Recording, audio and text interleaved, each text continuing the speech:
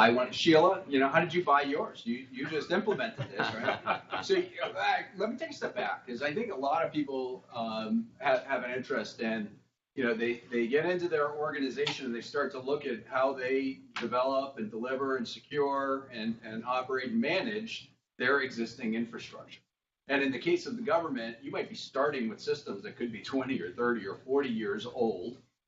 Are you only doing this starting today on new systems, or is there systems that you're migrating and bringing up? I mean, what kinds of, where would you apply, where's the low-hanging fruit to apply a DevOps process to achieve the quickest success in your budget so you can get a promotion to GSGD?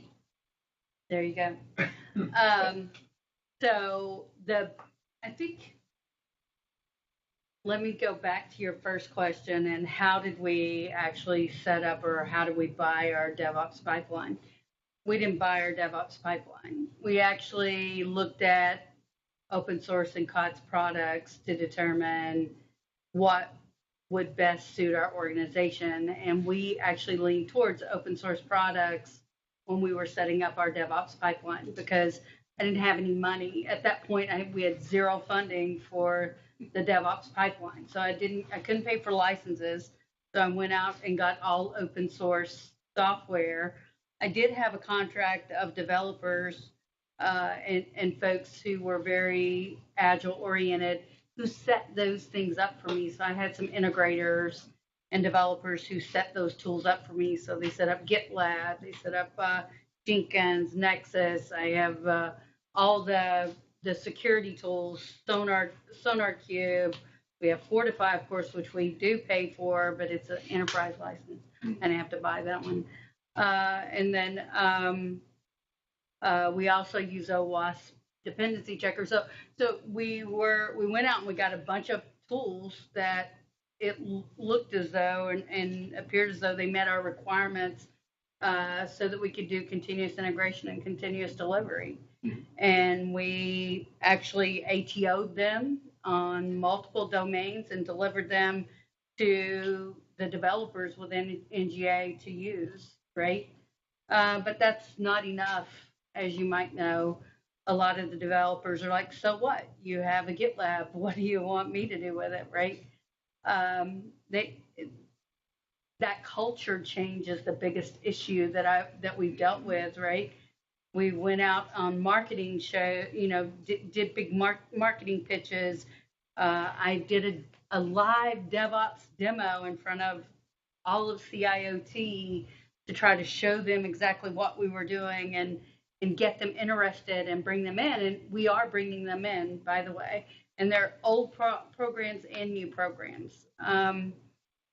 When I moved into operations, I'm going to move to your second part of your question. When I moved into operations, they gave me a large group that was formerly known as the Gateway.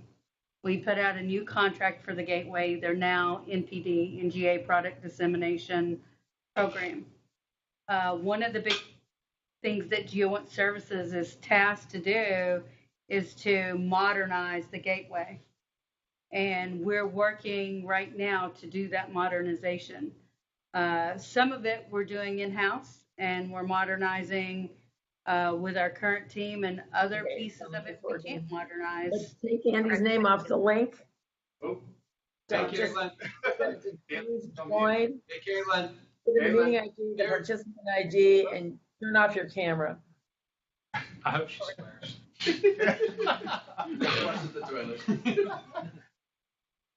Anyway, we're modernizing the old legacy pieces of NGA as well, right? Yeah. It's taking time though, and it's not going as fast as it should be. And there's a lot of getting the folks who have been delivering onto or into an on-premise data center to realize that it can be faster and we can do this more efficiently.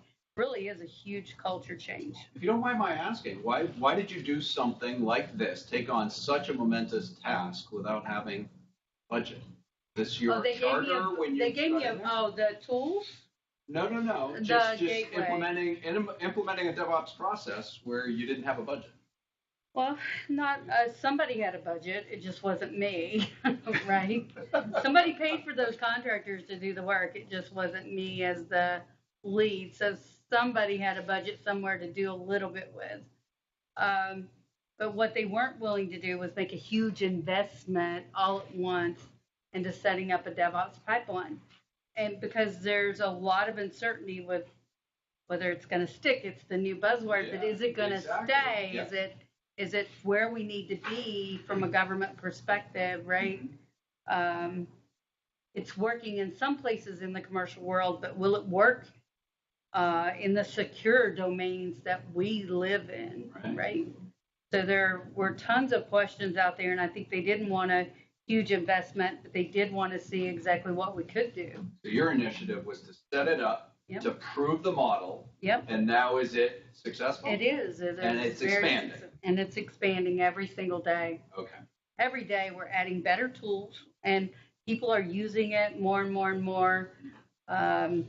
Everybody loves our Slack tool, right? It's Rocket Chat. We use Rocket Chat for collaboration. Chat ops. I love that buzzword. And chat ops, we're doing chat ops now, right? Yeah.